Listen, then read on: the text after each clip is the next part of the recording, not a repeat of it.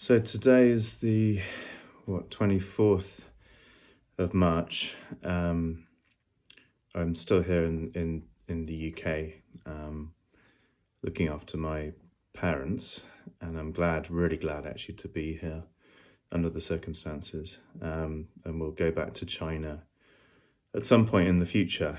But this was the evening actually that I was going to launch a book of poetry along with the poet Ian Gregson, and we were going to launch both of our books in London tonight. But of course, that's not going to happen for good reason.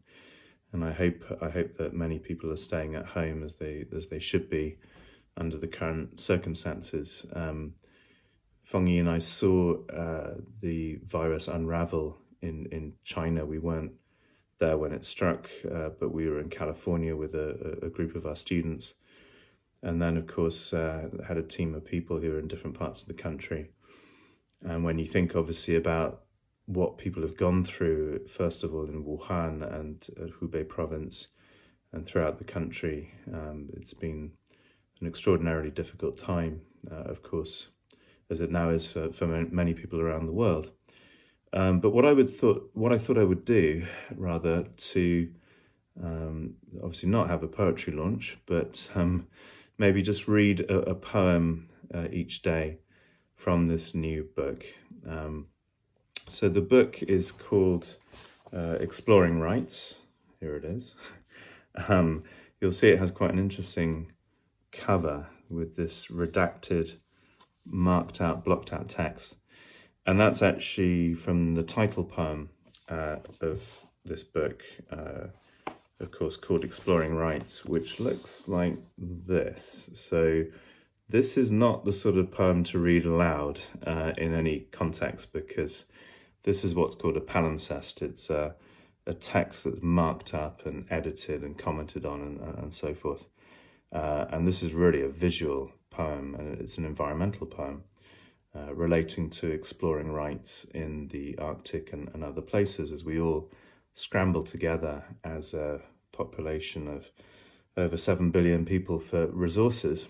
So, of course, this book was written before the current crisis.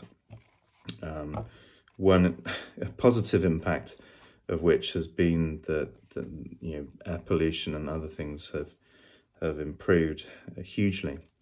But rather than introduce this book at length, it's a 2020 publication. Obviously, it was printed just before Brexit was sort of more formally announced. Of course, it hasn't really happened just yet. And it was printed in Poland to very high quality. But what I thought I would do is just read a poem that is a bit quieter in this volume. Exploring Rights is as much about rights as it is about exploration and what it means in a globalized world such as we live in, and also a world in which there have been so many assaults on, at least in the public discourse, on the nature of truth and what counts for truth and reality in the world in which we live.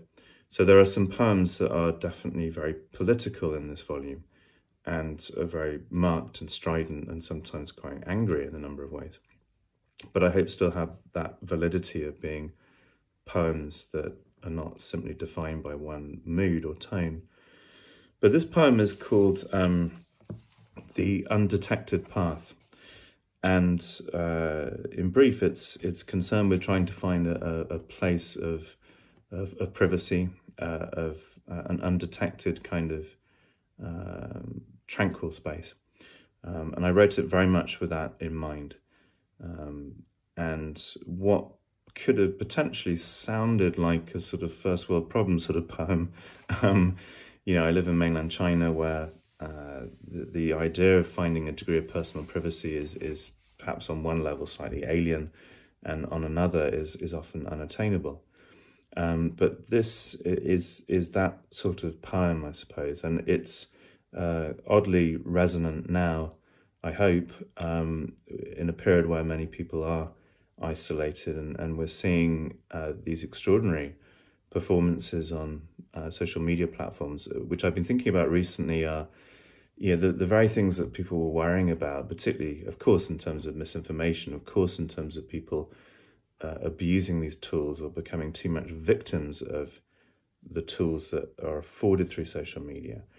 But of course, in this kind of situation in which we are now living, they are vital for keeping people in touch with each other for the best possible reasons. So this is called The Undetected Path. And maybe I'll try to read a poem each day.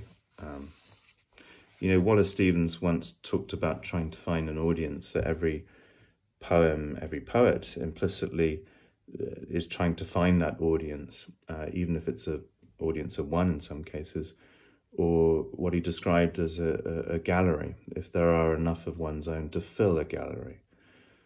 So we don't need a huge audience, but it's just hopeful if we can share something that will help others and say something about the nature of poetry today. Anyway, those are quite grand claims. Let me read the poem. It's called The Undetected Path.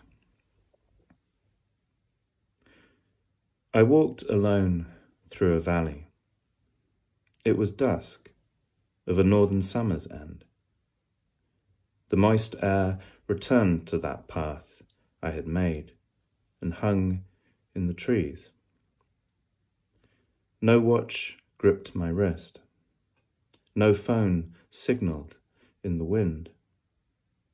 No satellites above this spot, they said. The grass was wet, an autumn aroma of pumpkins and mulch. No one expected my arrival, least of all me. For who could say where this path led, or what journey this might be, in the conscious ravines of a valley unmapped? Only the rhythm of the path, the thump of foot bone and chunk of boot, confirmed a walker. Holding to no other pledge but peace without recognition. A peace undetectable on a road unmarked in a valley unheard. The earth was wet again. The earthworms burrowed the friable loam of an orated soul. So free its wings fluttered in the humid trees. And will welcome you too, soon.